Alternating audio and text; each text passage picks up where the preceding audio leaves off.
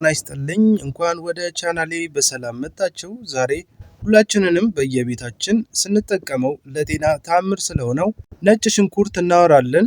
ነጭ ሽንኩርት ለጤና እጅግ በጣም ጠቃሚ ቢሆንም ነገር ግን 90% የሚሆነው ሰው ጥቅሙን ወደ ጉዳት የሚቀየር አንድ ትልቅ ስህተት እንደሚሰራ ስንቶቻችን እናውቃለን?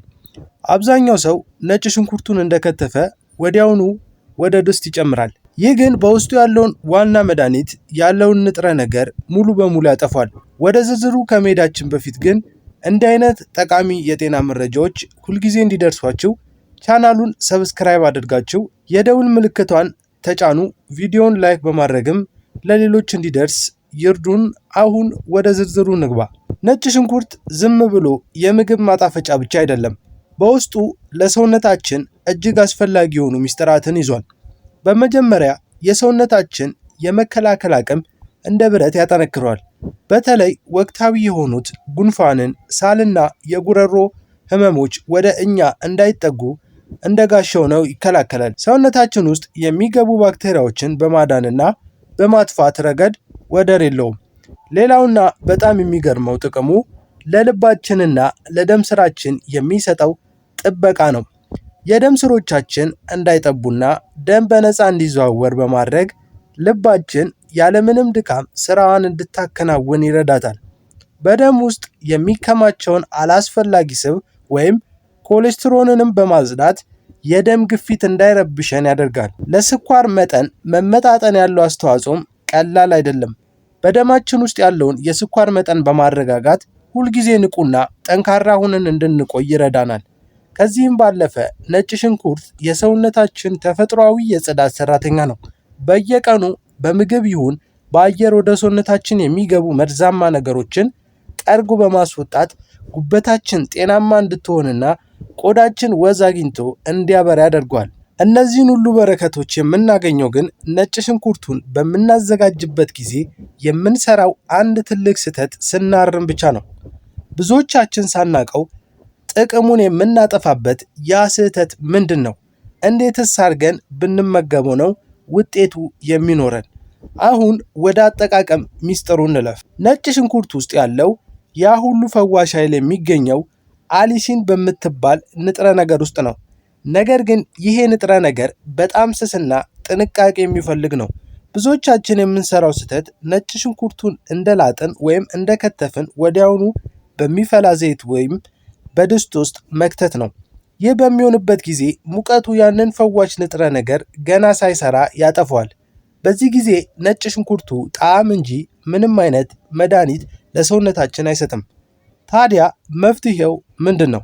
ሚስጥሩ ያለው ትዕግስት ላይ ነው። ነጭ ሽንኩርትን ከከተፋችሁት ወይም ከቀጠቀጣችሁት በኋላ ለተወሰኑ ደቂቃዎች ቢያንስ ለ10 ደቂቃ ያህል አየር ላይ ዝም ብላችሁ አስቀምጡት።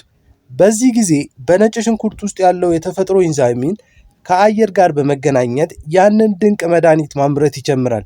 አንዴ ይሄ ንጥረ ነገር ከተመረተ በኋላ እሳት ላይ ቢደረግም እንኳን መድኃኒቱ በቀላሉ አይጠፋም። ስለዚህ ሁልጊዜ ምግብ ውስጥ ከመጨመራችሁ በፊት ነጭ ሽንኩርትን ቀድማችሁ አዘጋጅታችሁ አየር እንዲያገኝ አድርጉ። ሌላው ብዙዎቻችን ከነጭ ሽንኩርት የሚያርቀን የሽታው ጉዳይ ነው። ይሄ ሽታ የሚመጣው መድኃኒቱ በደማችን ውስጥ መሰራጨቱን ለማሳየት የሚሰጠን ምልክት ነው። ነገር ግን ሽታው እንዳይረብሸን የምናደርግባቸው ተፈጥሯዊ ጥበቦች አሉ። ነጭ ሽንኩርት ከበላም በኋላ ጥሬ ፓርስሊ ወይም ቅርንፉድ ማኘክ ሽታው ወዲያውኑ የማጥፋት ተአምራዊ ጥቅም አለው። በተጨማሪም ሎሚ ወይም ፖም መመገብ በነጭ ሽንኩርት ውስጥ ያለውን ጠንካራ ሽታ ሰባብሮ የማጥፋት ብቃት አላቸው። በመጨረሻም ነጭ ሽንኩርትን በጥሬው መመገብ ለምትፈልጉ ሰዎች ሽታው እንዳይበዛባቸው በትንሽ ማር ቀላቅላችሁ ብትወስዱት ጥቅሙን በከፍተኛ ሁኔታ ይጨምረዋል። ነገር ግን ሁልጊዜ ማስታወስ ያለባችሁ ነገር ማንኛውም ነገር ከመጠን ሲያልፍ ጉዳት እንዳለው ነው። በተለይ ደም የሚያቀጥኑ መድኃኒቶች የምትወስዱ ሰዎች ነጭ ሽንኩርትን በብዛት ከመጠቀማችሁ በፊት የባለሙያ አማካሪ ማግኘት እንዳለባቸው እንዳትዘነጉ። እንግዲህ ውድ ተመልካቾቼ ነጭ ሽንኩርት እግዚአብሔር ለሰው ልጅ የሰጠው ትልቅ የተፈጥሮ ጸጋ ነው። ነገር ግን እንደ ማንኛውም ነጭ ሽንኩርትም ስንጠቀም መጠን ማወቅ አለብን።